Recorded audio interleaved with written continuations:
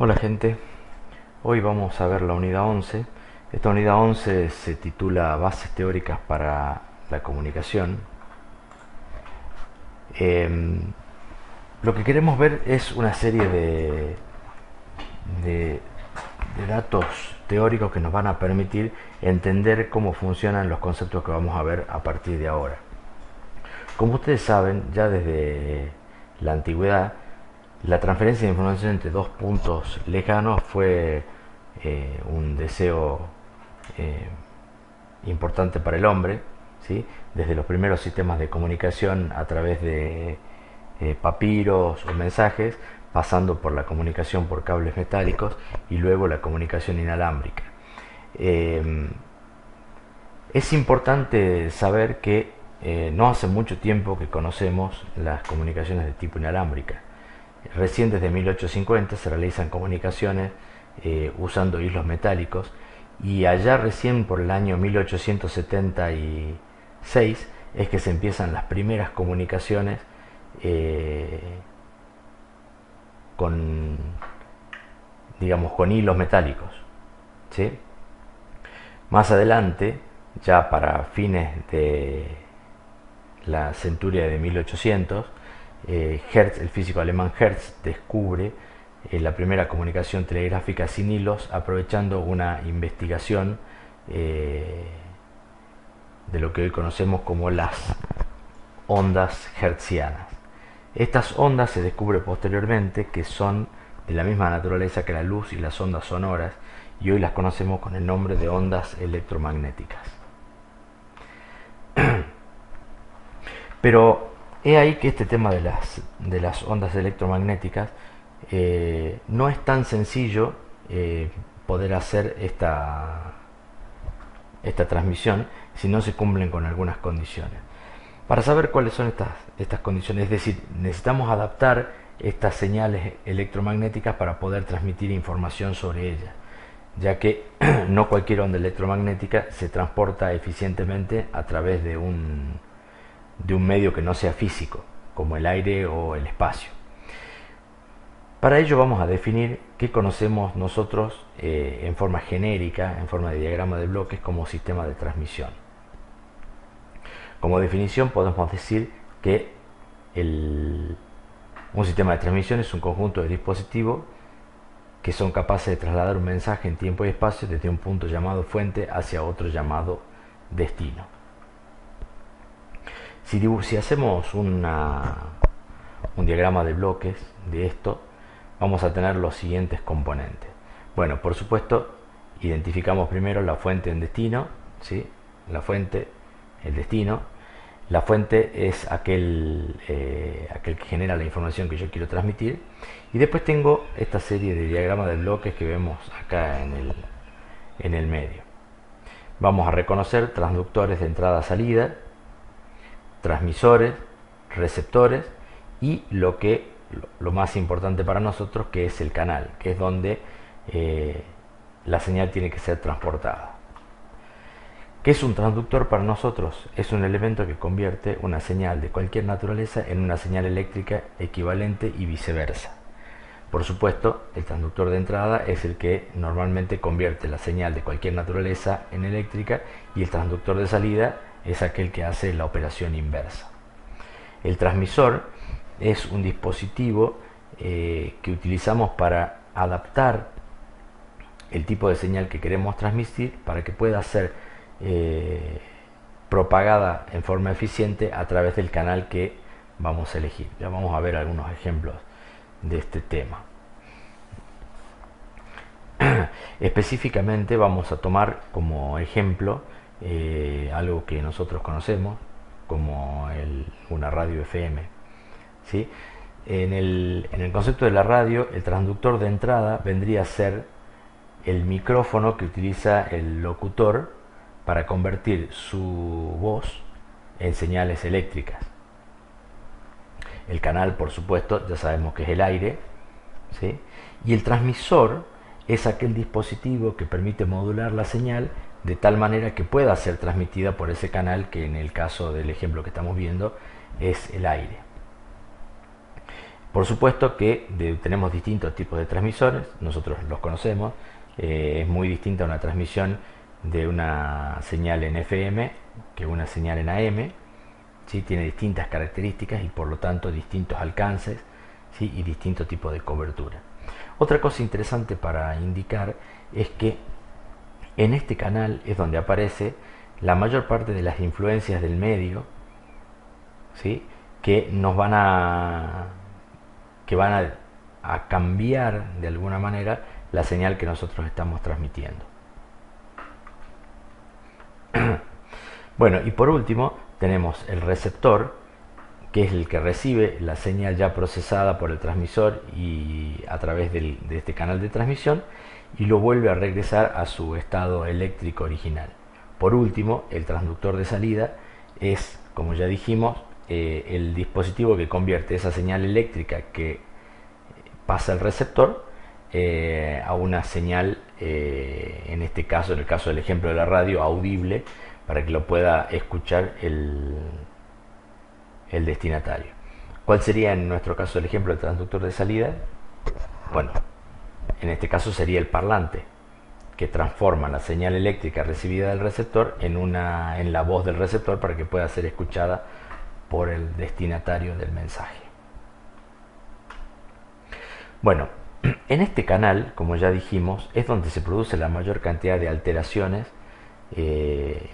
No quiere decir que no haya alteraciones también en los transductores y en los transmisores y receptores, pero en general, como estos dispositivos son diseñados específicamente para esto, se trata de minimizar este tipo de alteraciones. Por eso vamos a estudiar específicamente aquellas alteraciones, o vamos a clasificar aquellas alteraciones que específicamente se dan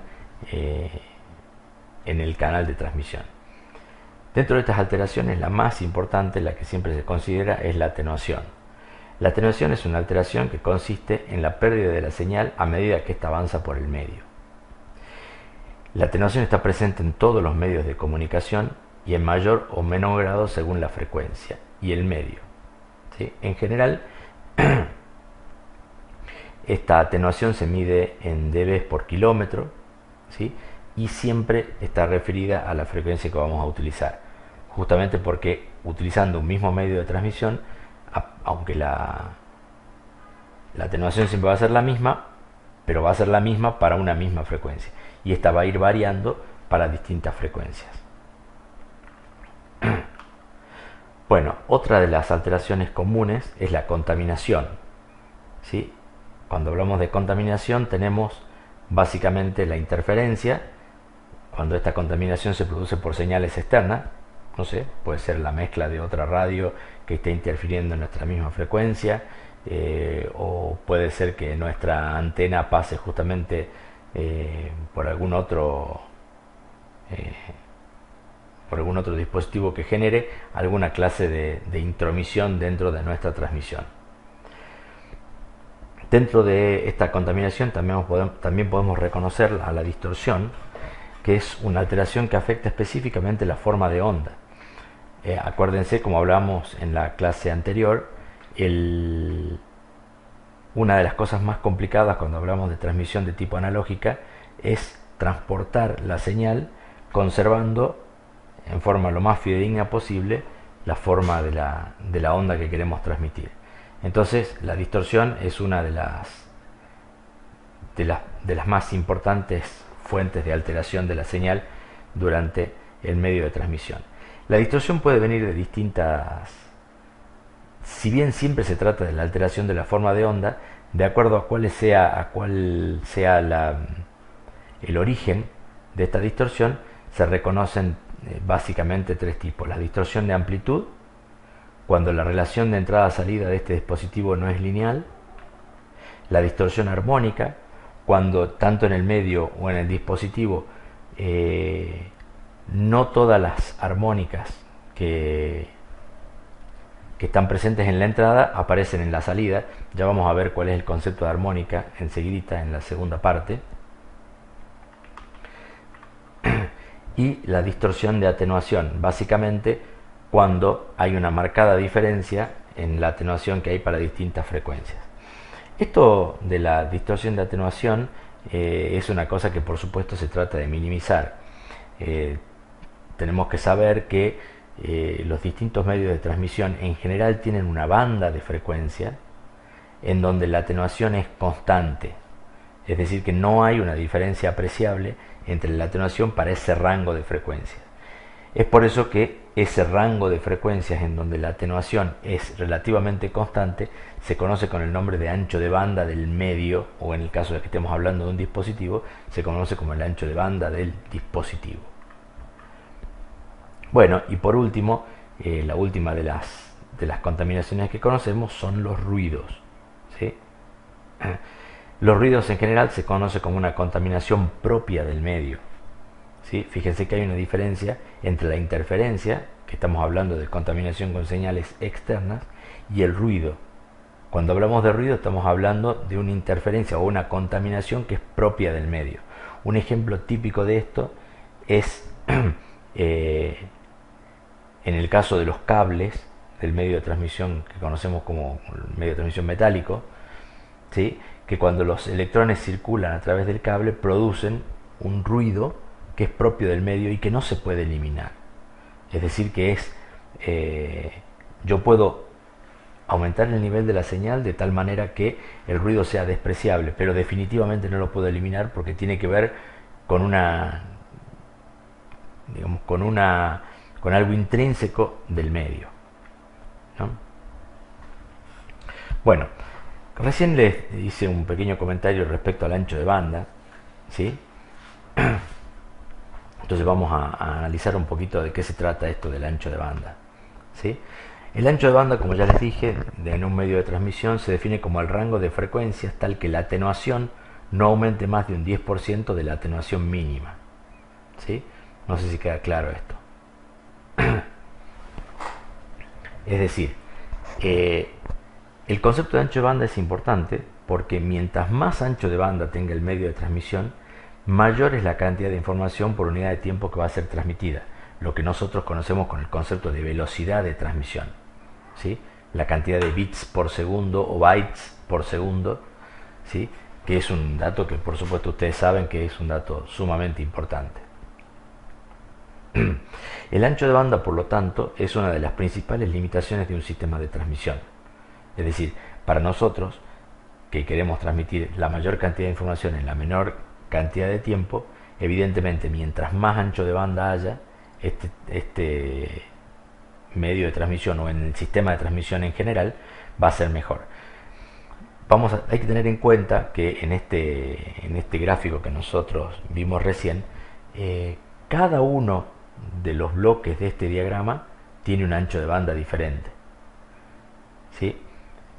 Justamente el secreto de un buen sistema de transmisión es lograr que el ancho de banda en todos los componentes de este sistema de transmisión sea homogéneo, o por lo menos que el ancho de banda de los dispositivos de conversión como los transductores o los receptores o los transmisores sea mucho mayor que el ancho de banda del medio de transmisión. Es decir, que eventualmente el cuello de botella sea el medio de transmisión y no alguno de los dispositivos que van a convertir la señal en algo transmisible por ese medio de transmisión en forma eficiente, ¿no? Bueno, respecto al ruido, también ya hablamos un poquito, es una característica intrínseca del medio de transmisión y no puede ser eliminado. Sí puede ser disminuido, ¿sí? En realidad, no es exacta esta apreciación, en realidad no es que pueda ser disminuido, sino que puede hacerse poco apreciable, ¿sí? Usando una característica que se conoce como la relación señal-ruido. Es decir, si la señal que yo quiero transmitir es mucho más alta o varios órdenes de magnitud más alta que el ruido pasa completamente desapercibido y no afecta a la señal específicamente. El ruido en general suele ser completamente aleatorio. Bueno, todo esto es una introducción de lo que conocemos como los medios de transmisión y ahora vamos a estudiar un poquitito lo que conocemos con el nombre de la teoría de Fourier. ¿Quién fue Fourier? Fue un físico matemático francés llamado Jean Fourier, que se tomó el trabajo de hacer todo un estudio matemático y que a posteriori dio una ayuda muy importante para estudiar cómo hacemos para poder simplificar la transmisión y la recuperación de señales analógicas cuando las quiero transmitir. Porque nosotros estamos acostumbrados a ver, cuando hablamos de señales analógicas, hablamos básicamente de señales senoidales y en general tomamos ejemplo de señales senoidales. Esto no es una cuestión casual, ya que las señales senoidales son las que implican específicamente un sistema, tienen un sistema de matemática, de álgebra de señales senoidales, por lo tanto se pueden matemáticamente sumar, restar, multiplicar, componer, ¿sí? Pero he aquí que en la realidad, en la práctica, las señales que tenemos que transmitir no necesariamente son señales senoidales. Por lo tanto, no siempre es fácil aplicar esta misma matemática en las señales que no son senoidales. Bueno, este señor Jean Fourier estudió y definió una teoría que simplifica este estudio de señales que no son específicamente senoidales. Bueno, para poder aplicar la teoría de Fourier, que está compuesta por dos partes, específicamente, las funciones tienen que cumplir una serie de parámetros, ¿sí? Estas condiciones, que suelen ser denominadas condiciones de Dirichlet, ¿sí? Porque fue una persona conocida de Fourier, que fue el que estableció estas condiciones, y básicamente son tres. La primera condición es que esta función esté definida en un intervalo entre t0 y t, es decir, que la función no tenga puntos infinitos en un intervalo de tiempo. La segunda condición es que la función y su derivada principal sean continuas, ¿sí? Y la tercera condición es que la señal sea periódica, ¿sí? O sea, básicamente tiene que cumplir estas tres condiciones, ¿sí? Las vamos a resumir un poquitito a estas tres condiciones. Entonces, la primera es que esté definida en un intervalo, que tiene mucho que ver con la segunda, ¿sí? Porque si en general cuando una función está definida en un intervalo, en ese intervalo es continua, ¿sí? Es decir, si no tiene puntos en donde se va al infinito, esta función claramente es continua en ese intervalo. Y después tiene que ser una función periódica. ¿Qué significa que la función sea periódica? Que se repita, ¿sí?, sistemáticamente en un periodo de tiempo, ¿sí? Bueno, el primer desarrollo que hizo este señor Fourier se llama series de Fourier y permite reemplazar una función periódica por una serie infinita de funciones senos y cosenos. Digamos, acá tenemos la fórmula, en pantalla podemos ver la fórmula de una serie de Fourier, en donde cualquier función f de t que cumpla con esas tres condiciones, ¿sí?, que las tenemos acá, ¿sí?, cualquier función que cumpla con esas tres condiciones, se puede demostrar matemáticamente que la puedo reemplazar por una serie de funciones senos y cosenos. Fíjense que f de t es igual a sub 0 sobre 2 más la sumatoria desde n igual a 1 hasta infinito, y recalco esto, n igual a 1 hasta infinito, es decir, una serie infinita, de una suma de cosenos más un seno. Es decir, quiere decir que mientras la función sea continua, periódica y esté definida en ese periodo, ¿sí?, yo puedo reemplazarla por una serie de senos y cosenos. ¿Qué tiene de bueno esto? Es que, por ejemplo, si yo necesitara sumar dos señales triangulares, tranquilamente podría descomponerla en sus funciones senos y cosenos y sumar posteriormente cada una de las armónicas. Y acá aparece este término que ya mencioné anteriormente y que son las armónicas. Cada una de estas funciones, esta sumatoria desde n igual a 1 hasta infinito, es lo que conocemos con el nombre de armónica. ¿Está? Es decir, cada una de estas componentes, seno y coseno, ¿sí?, es lo que conocemos con el nombre de armónica. ¿Sí? Fíjense que este componente a sub n a su vez está compuesto por esta función media compleja acá con integrales. ¿Sí? Pero bueno, no me interesa específicamente la fórmula. ¿Sí? La fórmula la pueden ver en la bibliografía, pero sí me interesa que entiendan el concepto, ¿sí?, de lo que sería una serie de Fourier. Acá, en este ejemplo que aparece aquí en pantalla, podemos ver ¿sí?, en estos dos ejemplos, perdón, podemos ver una señal triangular, ¿sí?, descompuesta en sus primeras cuatro armónicas. ¿Sí? Fíjense, esta es la primera armónica, ¿sí?, la segunda armónica, la tercera y la cuarta armónica. Fíjense que cuando yo empiezo a sumar, ¿sí?, fíjense, esa es la primera armónica, ¿sí?, la primera senoidal, correspondiente fíjense acá a la triangular que está abajo. A medida que yo sumo la siguiente armónica, fíjense cómo ya se empieza a aparecer la señal a una triangular, a la triangular que aparece abajo. Cuando le sumo la tercera armónica, ya prácticamente la señal es una triangular. ¿Sí? Y en la cuarta armónica, fíjense, la señal que obtengo como resultante de sumar esas cuatro armónicas ya prácticamente es una función triangular. En el otro ejemplo, el que está a la derecha, podemos ver lo mismo, pero para una señal de tipo cuadrada. Fíjense, armónica número 1, la que está más arriba, ¿sí?, aparece solo una señal senoidal de frecuencia similar a la onda original.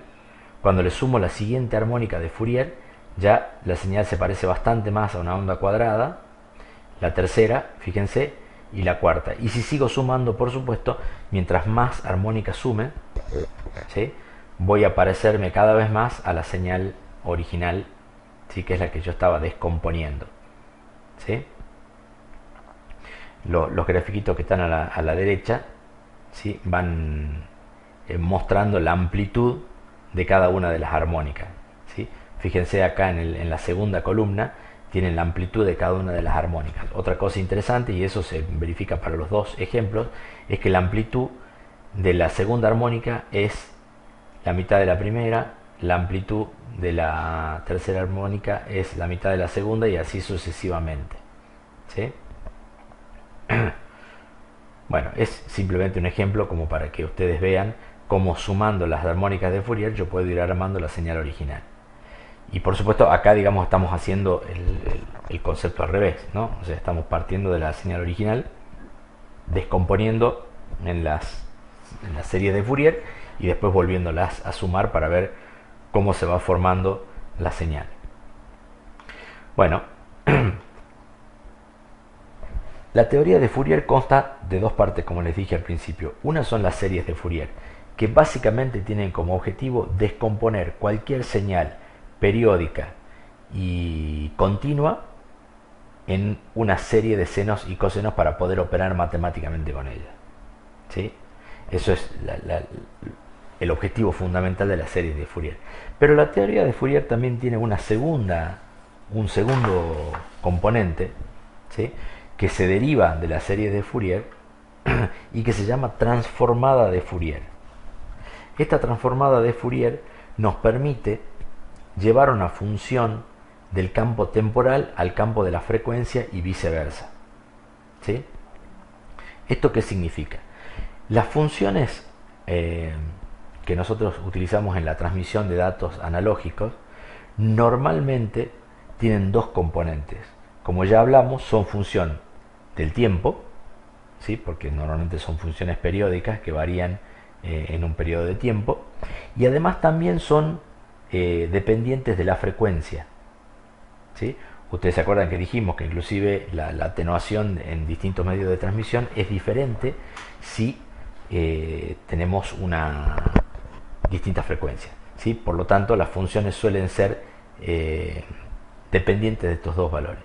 Lo que hace la transformada de Fourier me permite pasar de una función que está definida en el campo temporal a una función que solamente está definida en función de la frecuencia, ¿sí? Es una función que tal vez es un poco más complicado de entender, pero nos va a permitir hacer algo que vamos a ver enseguida, que es el tema de la modulación, ¿sí? Por supuesto, las condiciones que tiene que cumplir esta señal para poder pasar a ser la transformada de Fourier son exactamente iguales que la de la serie de Fourier, es decir, que esté definida para un intervalo, que sea seccionalmente continua en ese intervalo y que sean funciones periódicas, ¿sí? Esto en general lo podemos resumir en dos condiciones, ¿sí? Una condición es que sea periódica y la otra condición es que sea continua. Con estas dos condiciones en general se cumplen estas tres, que son las famosas condiciones de Dirichlet.